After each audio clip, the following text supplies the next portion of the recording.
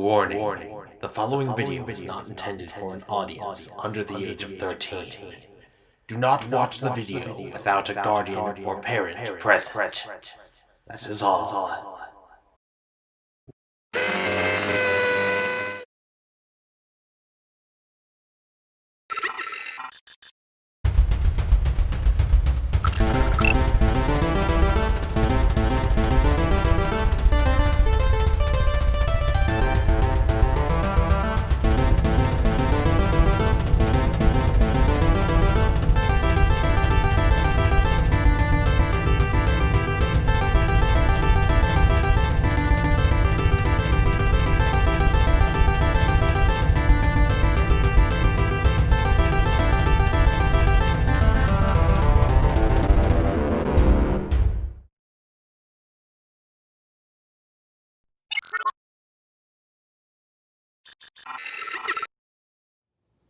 I don't think it's unfair to say that there are, well, a few things in this world that could be considered weird. Okay, technically you're right. There are a lot of things in the world that could be considered weird, Maya. For one thing, despite the fact that I like it, tokusatsu. What a great catch! Oh, what a catch down there, beautifully taken.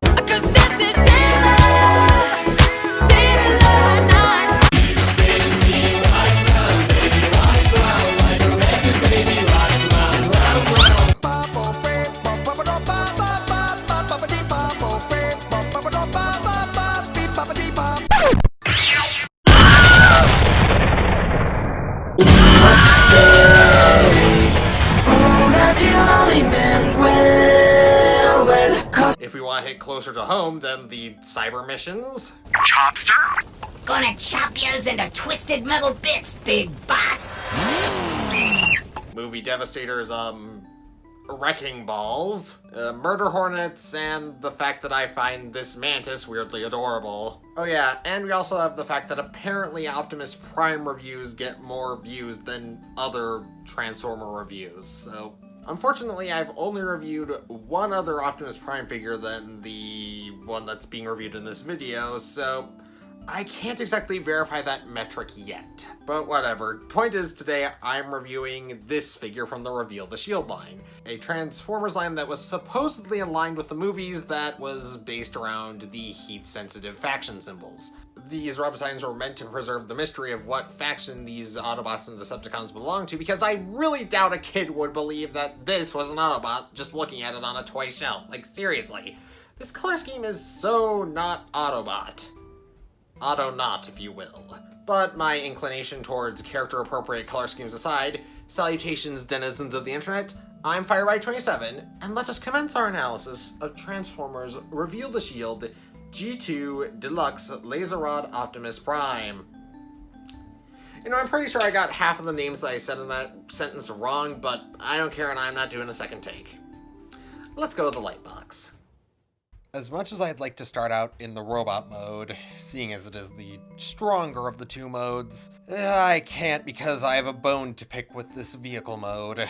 First of all, it looks pretty good, though I do wish they'd either used more navy blue parts or just ditched it altogether, and going for a uniform red and black color scheme with highlights in the bright blue. Now then, the trailer hitch and basically the entire back section is held together by the sword from robot mode. Fortunately, if you lose it, the feet still tab together just fine. And the heat-sensitive faction symbol is actually something that I like, despite the fact that they only very briefly show the character's allegiance.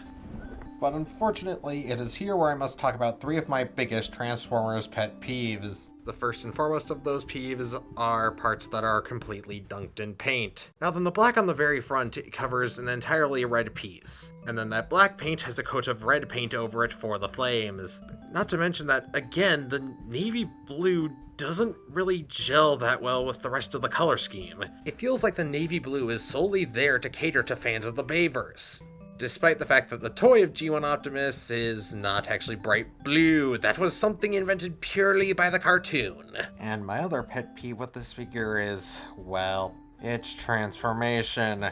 More specifically, the transformation of the wheels, which I feel were done completely terribly. You see, in the instructions, and, just in general, it's very difficult to find out what way around they're supposed to go. The wheels are unfortunately attached to a pole that has a little swivel at the end. Fortunately, the swivel is limited by 2 little ridges on either end of the pole, but it did leave me very confused in terms of which way the wheels were supposed to go in vehicle mode. Of course, now that I checked it out and know that there's a certain way they're supposed to go, thanks to those little stops, I can actually make the transformation correctly. But for the first few months that I did this transformation, it was a pain in the butt. Now then, unfortunately, the trailer hitch is as loose as my definition of a good joke. Which is a shame, because I've seen an upgrade kit for this figure from, God, what was it again? Whatever, it was a tractor trailer that turned into some energy gauntlets or something for this figure, and it looks pretty cool. Though, I'm not sure how it turned out. Didn't really look into it much. Then again, I'm not really big on, upgrade kits in general. Now then, it's time for a few size comparisons. Here's Reveal the Shield, the Deluxe Optimus, next to last week's review, Siege Impactor, a fellow sword-wielding Optimus Prime, RID 2015 Warrior Class Super Optimus Prime, another Optimus Prime in general, Siege Optimus Prime, his tiny equivalent, Spy Changer Scourge, the Off-Road Micromaster Patrol, Titan's Return Legend Scale Bumblebee, Siege Crosshairs, a standard Canvas Sparkling Water, a standard Qtama, and of course, Fraudside. So in all, is this truck mode bad? No, certainly not. But there are far better out there.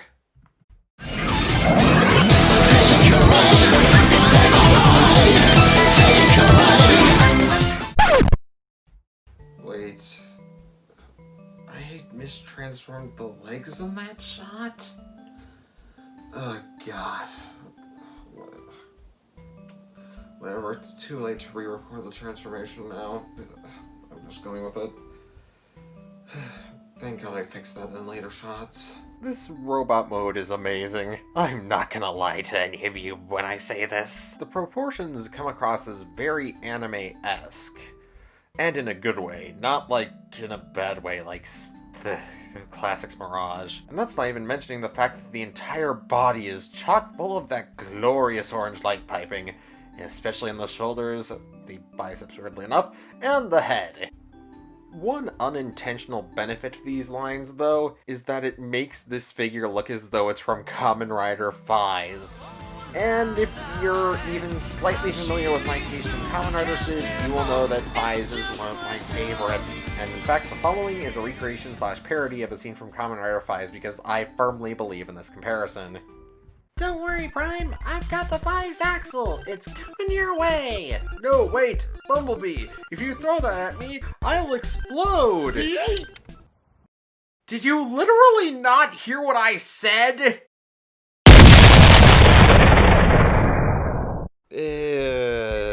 So, B, since you were technically the one who killed Optimus this time, do you think the fandom will finally drop the murder charges against me? What kind of monster have I become? And as if the light piping weren't enough, he's also very poseable, and the sword lends to the amount of poses that you can do with him. For example, here I have him beating the crap out of Cyclonus. In terms of dynamic poses with the sword, we have Dead End versus Prime. And here we have it for the power / honor of Grayskull. Wait, what was with that echo effect? God, no, but never mind, there's not time to question that. However, it is here where I must cover the biggest flaw with, well, not just the sword, but the hands. For as nice as the sword is, it is unfortunately the only accessory that Prime can hold. That's right, it is incompatible, well, not incompatible I should say, it's way too tight to hold onto 5mm pegs, which by this point were basically the norm among figures in terms of holding weapons. Hell, a figure that was 3 years older than this, and not to mention, in my opinion, worse than this figure, managed to not screw this up. How do you... why? by this point, it had been well established that 5mm worked as the best system for holding weapons. So why would you just change it for this one figure? Is Prime really that special? In my opinion, no. No, he is not. And such is why I have shown him getting his ball bearings crushed by Smashdown and Cyclonus. On the bright side, the sword is actually compatible with other figures that do use a 5mm port system for their hands, which I honestly see as a blessing, considering that this sword is amazing. It's got all those cool, like, Tron lines / computer wires in it, and that just makes it all the more cool to me. However, one element of this figure that they really screwed the pooch on is the kibble management. Unfortunately, the wheels do block the knee from moving more than like 45, heck, even 30 degrees. And the backpack completely and utterly annihilates any chance of a waist swivel. But overall, the articulation and the kibble and everything combine together to make a very good Optimus. Now then, let's do a few size comparisons. Here he is next to Siege Impactor. Oh, hey, you two get along already. Come on, I shouldn't have to be your mom. Siege Crosshairs, Titans Return Bumblebee, Micromaster Off-Road Patrol, RID 2015 Optimus, Siege Optimus, who is really, really tall. God, it's like I can't review anything bigger than a Deluxe in here. A standard can of sparkling water, a standard Hutama, a Sharkticon that ate Bumblebee after he threw the Fize Axle at Prime and it made him explode. Decepticon Dead End. Broadside. Oh yeah, and I guess Spy Changer Scourge. But here's the question. Is he big enough?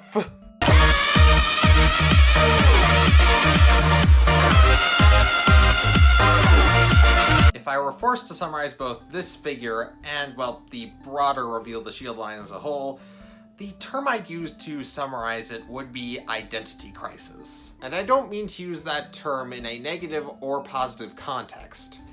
It's just the way I describe how this figure makes me feel.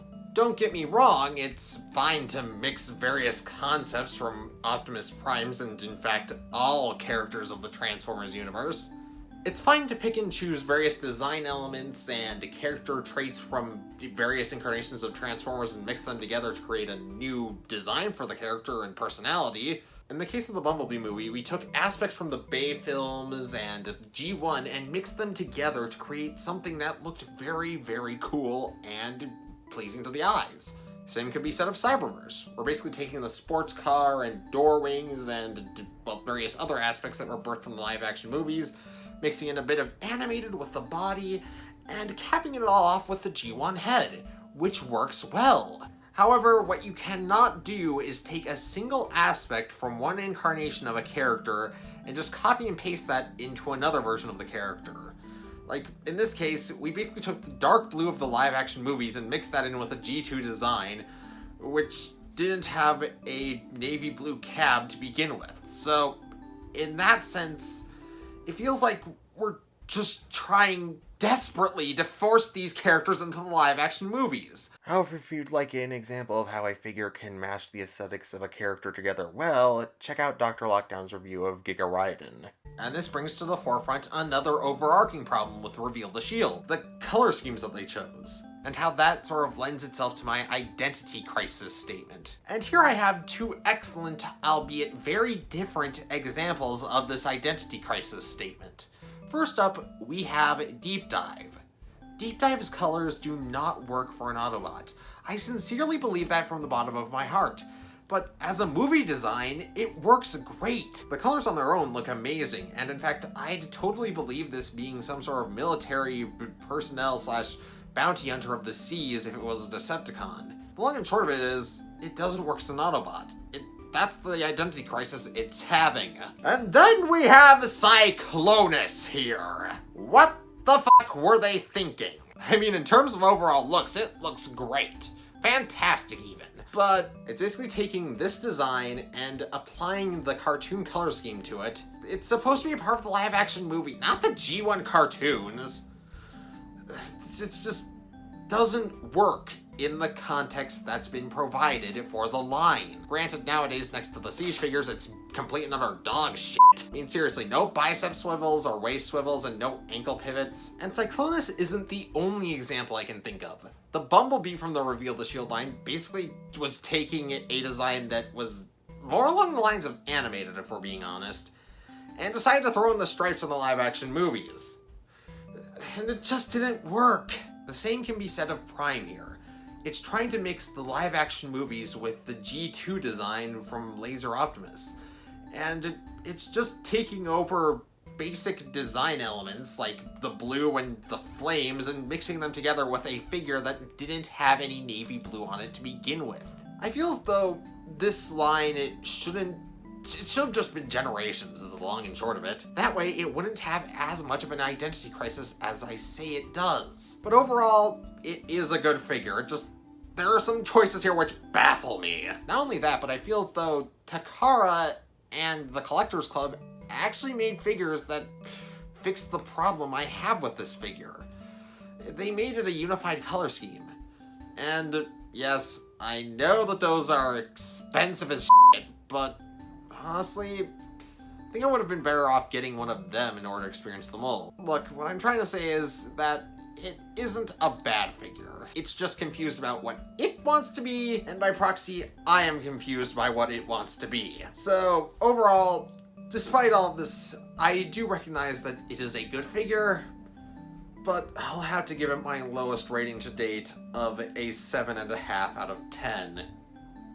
Yeah, I know, that's not very low considering it's a 7.5 out of 10, but whatever. It's just a bit more annoying than everything else I've reviewed up till now. But I've got a She-Ra and the Princesses of Power retrospective that I'm working on for Pride Month, which will hopefully come out soon, as well as some other reviews in the future.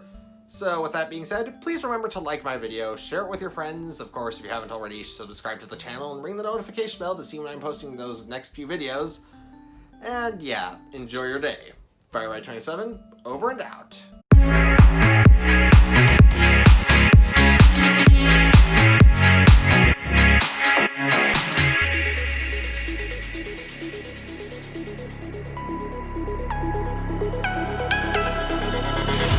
A little bit of light, a little bit of gold. Under pressure, you start to fold like a diamond from gold.